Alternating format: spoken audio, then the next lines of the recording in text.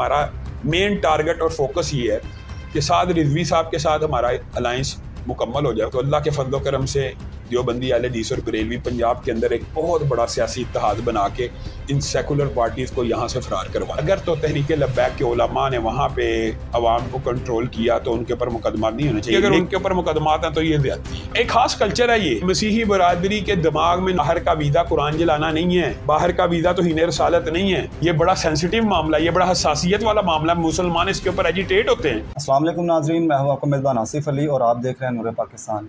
इस वक्त हमारे साथ सदर जमीयत अहले हदीस पाकिस्तान अल्लामा हिशाम इलाही ज़हीर साहब मौजूद हैं, जो कि किसी तारुफ के मोहताज नहीं है। सर, जड़ावाला में जो इंसिडेंट हुआ है बहुत ही अफसोसनाक है। तौहीन कुरान की गई है, तौहीन रसालत की गई है। तो तहरीक लब्बैक की क़यादत वहाँ पर मौजूद थी और सारे मामलात को पुरअमन रखने की भी कोशिश की है, लेकिन उसके बावजूद वहाँ के उलमा कराम और तहरीक लब्बैक पर ही मुकदमा दर्ज हुए हैं। आप इस सारे वाक़े को किस तरह देखते हैं? बिस्मिल्लाहिर्रहमानिर्रहीम। सबसे पहली बात यह है कि बुनियादी तौर पे जब तौहीन कुरान हुई है या तौहीन रसालत हुई है तो उन मुल्ज़िमान को जिन लोगों ने प्रोटेक्ट किया और पुलिस के हवाले ना किया, और ये जो बात अब चल रही है कि एक मसीही ACDC था, शायद शौकत नाम का या जो भी था, उसने मुल्ज़िमान को पुलिस को भी पकड़ने ना दिया, तो जिसकी वजह से लोग मुश्तिल हुए। सबसे पहली बात तो ये है कि तौहीन कुरान किसी सूरत काबिल कबूल नहीं है। हमारा तन मन धन कुर्बान हो जाए रसूलुल्लाह सल्लल्लाहु अलैहि वसल्लम की नमूस के ऊपर, सहाबा की नमूस के ऊपर, और इसी तरह कुरान की नमूस के ऊपर। तो बुनियादी तौर पे हमें ये देखना चाहिए हक़ाइक़ क्या हैं, ग्राउंड रियलिटीज़ क्या हैं। ज़मीनी हक़ाइक़ ये हैं कि चंद लोगों ने तौहीन कुरान की, वो लोगों ने निशानदेही की, उनको अगर पकड़ लिया जाता तो कोई एजिटेशन या कुछ भी नहीं था होना।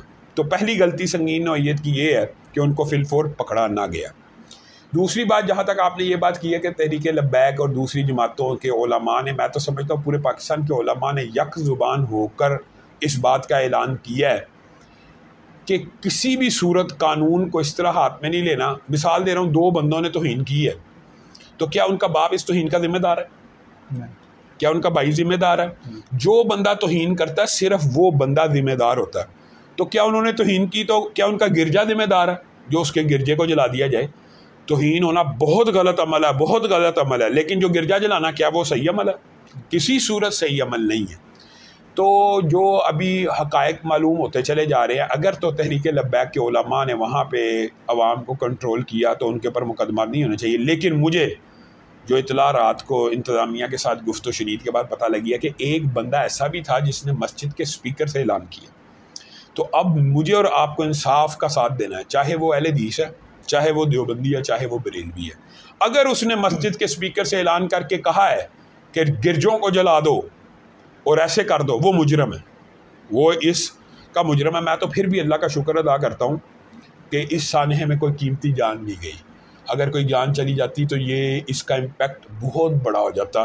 तो अल्लाह का शुक्र है, ये बहुत ख़तरनाक बात है गिरजों का जलाना, अमलाक का नुकसान होना, लेकिन बहरहाल इंसानी जान की हुर्मत इन सब चीज़ों से ज़्यादा कीमती है। तो मैं ये चाहता हूँ कि इंतज़ामिया जो लोग मुलव्वस है सिर्फ उनको पकड़े। जैसे आपने वजाहत कर दी कि वो लोग तो एजिटेशन करने वालों को कंट्रोल कर रहे थे, तो फिर भी अगर उनके ऊपर मुकदमात हैं तो ये ज़्यादती है। उनको अगर उन्होंने रोका तो उनके ऊपर मुकदमात नहीं होने चाहिए। अच्छा, इसमें देखा ये गया कि पूरा मीडिया इस वक्त सिर्फ ये बता रहा है कि चर्च जलाए गए हैं, ईसाइयों के साथ गलत हुआ है। हालांकि गलत हुआ है, ठीक है, लेकिन ये बात क्यों छुपाई जा रही है मीडिया पर? कुरान के बारे में बताया नहीं जा रहा कि तौहीन कुरान किया गया, उसके बाद ये सारा मामला पेश आया। मैं ये समझता हूँ कि अल्हम्दुलिल्लाह इस मुकदमे को हमने पूरी ताकत और क़ुव्वत से उठाया और अल्हम्दुलिल्लाह IG पंजाब साहब ने भी इस बात के ऊपर गौर किया और उन्होंने स्टेटमेंट दी है कि बिल्कुल तौहीन कुरान भी गलत है।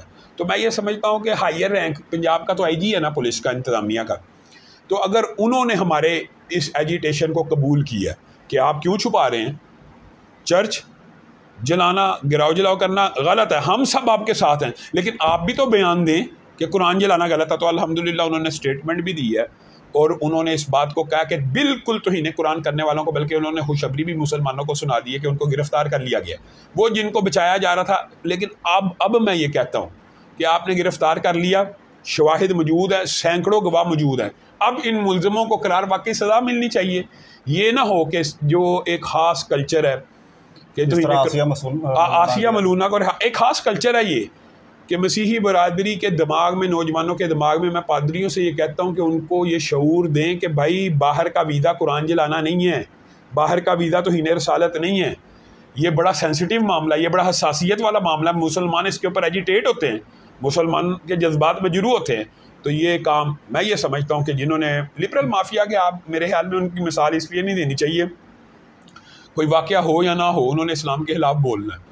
उन्होंने तो तौहीन कुरान की कभी मजम्मत नहीं करनी। अगर मैं और आप ये समझें कि कभी वो भी इंसाफ पसंदी करेंगे तो ये बात याद रख लें, मोहब्बती माफिया कभी इंसाफ से काम नहीं ले सकती। उन्होंने तौहीन कुरान की कभी मजम्मत नहीं करनी, उन्होंने चर्च जलाने की मजम्मत करनी है। लेकिन हम अहले इस्लाम हैं, मुझे और आपको तो मजम्मत करनी चाहिए ना, चर्च जलाने की भी मजम्मत है और तौहीन कुरान की भी मजम्मत है। अच्छा, इस सारे मामले के पीछे आपका क्या ख्याल है, किसकी साजिश हो सकती है और उनका मकसद क्या था, क्योंकि बहुत ही ख़तरनाक चीज़ है। मेरा ये जहन है ज़ाती, अगर आपने मेरी ज़ाती राय पूछी है तो ये जो हर 2 या 3 साल बाद ऐसा कोई वाक़या रूनुमा हो जाता है, ये बुनियादी तौर पे किसी ख़ास साजिश के तहत नहीं होता।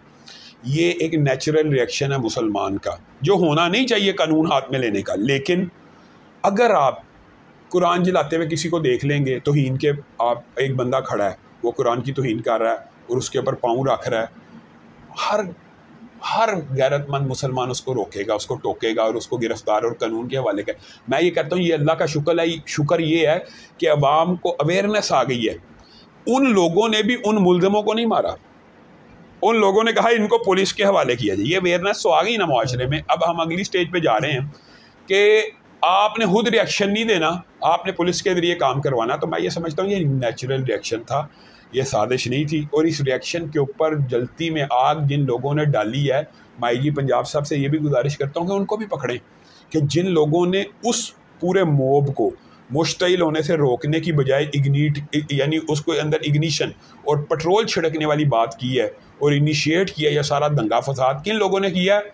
उनमें सिर्फ वो लोग शामिल हैं जिन्होंने उन मुल्ज़िमों को प्रोटेक्ट किया। भाई पुलिस ना पकड़े, भाई बिल्कुल ये बेगुनाह है, भाई इनको कुछ ना कहा जाए, वो लोग भी इसमें मुलव्वस हैं। अच्छा सर, निगरान सेटअप नया आया है और उनके आते ही ये इतना बड़ा सानिया गुजरा है, और दूसरा आते ही इन्होंने महंगाई का बम भी गिरा दिया अवाम पर। तो क्या समझते हैं मुल्क पाकिस्तान में कौन सी जमात अब आने वाले इलेक्शन में आ सकती है कि जो मुल्क पाकिस्तान में इस्तेहकाम ले आए? मैं ये समझता हूँ कि नेक ख्वाहिशात है मेरी निगरान हुकूमत के लिए, लेकिन आते साथ जो उन्होंने पेट्रोल बम फेंका है, ज़ाहिर है अवाम पहले ही महंगाई से तंग है। वो जो नवाज शरीफ के डाई हार्ड फैंस से, ये नून लीग के पक्के वोटर सपोर्टर से, वो उनकी महंगाई से तंग थे। तो निगरान हुकूमत अगर ऐसे फैसले करेगी तो अवाम तो ज़ाहिर है मुश्किलात में एजिटेट भी करेगी और एहतजाज भी बढ़ेगा। मैं ये समझता हूँ अब वक्त आ गया है कि पाकिस्तान की अवाम फैसला करे कि हमने सेकुलर जमातों का साथ देना है कि मजहबी जमातों का। मेरा हमेशा ज़ाती रुझान ये है, मैं खुद भी अगर किसी सेकुलर पार्टी से जमीयत अहले हदीस पाकिस्तान इत्तेहाद करेगी तो मजबूरी के तहत करेगी। मेरा ज़ाती रुझान आज भी ये है कि मैं चाहे अहले हदीस हों, चाहे देवबंदी हों, चाहे बरेलवी हों, पंजाब के ये तीनों गिरोह आपस में मिल जाएं, मुत्तहिद होकर इलेक्शन लड़ें। और इस हवाले से हमने बहुत ज़्यादा कोशिश, मेहनत और स्ट्रगल भी की है और मामला काफ़ी आगे भी पहुंच चुके हैं। लेकिन बाज़ाब्ता इत्तेहाद के अंदर कुछ रुकावटें आपको पता होती हैं। इंशाअल्लाह अगर अल्लाह ने चाहा और पाकिस्तान का मुस्तकबिल बदलने का अल्लाह के यहाँ वक़्त हो गया तो अल्लाह के फजल करम से देवबंदी अहले हदीस और बरेलवी पंजाब के अंदर एक बहुत बड़ा सियासी इत्तेहाद बना के इन सेकुलर पार्टीज़ को यहाँ से फरार करवा दें। आपका वैसे किस जमात के साथ इत्तेहाद का इरादा है? मेरा बुनियादी तौर पे देवबंदियों की तो बहुत ज़्यादा जमातों से इत्तेहाद इंतहाबी हो चुका हुआ है। उनमें मुआविया आज़म भाई भी शामिल हैं, लुधियानवी साहब भी शामिल हैं, दीगर जमातें भी। इसी तरह बरेलवियों की मुतअद्दद जो मशाइख की तंजीम है उनके साथ भी हमारा राब्ता है। इसके अलावा जो हमारा मेन टारगेट और फोकस ये है कि साद रिजवी साहब के साथ हमारा अलाइंस मुकम्मल हो जाए। उसके बाद हम ये समझते हैं कि अगर हम ये 8-10 जमातें मिलकर इलेक्शन लड़ेंगी पंजाब से तो हमारी जमात इस्लामी के साथ भी बहुत हद तक बातचीत हो चुकी है, लेकिन उनके साथ हमारी बातचीत इत्तेहाद से ज़्यादा सीट एडजस्टमेंट की हुई है। तो इंशाल्लाह इत्तेहाद ना भी हुआ, ये मैं आज आपको खुशखबरी सुनाता हूँ, तो इत्तेहाद ना भी अगर एक नाम के साथ हो सका तो सीट एडजस्टमेंट इंशाल्लाह इसी इलेक्शन में आपको तमाम मजहबी जमातों के दरमियान होती हुई नज़र आएगी। 20-25 सीटें ऐसी हैं जहाँ से हम इंशाल्लाह सीट एडजस्टमेंट के तौर पे इलेक्शन लड़ेंगे। अच्छा, साद रज़ी साहब की आपने बात की है, मेरी वीडियो के नीचे लोगों कमेंट कर रहे थे कि लामा साहब ने 1-2 बार कहा कि साद रज़ी साहब से मुलाकात करनी है, तो वो हो क्यों नहीं रही? क्या मैं ये समझता हूँ कि हर चीज़ को पब्लिकली अनाउंस करना ज़रूरी नहीं। हो सकता है कि हमारी बातें बहुत ज़्यादा तय हो चुकी हुई हों, लेकिन उसका एक वक़्त होता है अफ़शा करने का। हमारे मुस्तकिल आपस में राब्ते हैं और हमारी बातचीत चलती रहती है, और अल्हम्दुलिल्लाह एक दूसरे के बारे में अच्छे जज्बात हैं, और हम ये समझते हैं कि इंशाअल्लाह हमने पंजाब के अवाम को मुस्तकबिल में एक बहुत बड़ा दीनी इत्तेहाद देना है। अगर वो दीनी इत्तेहाद ना बन सका, फिर ज़ाहिर हर जमात आज़ाद है अपने अपने इत्तेहादी चुनने में।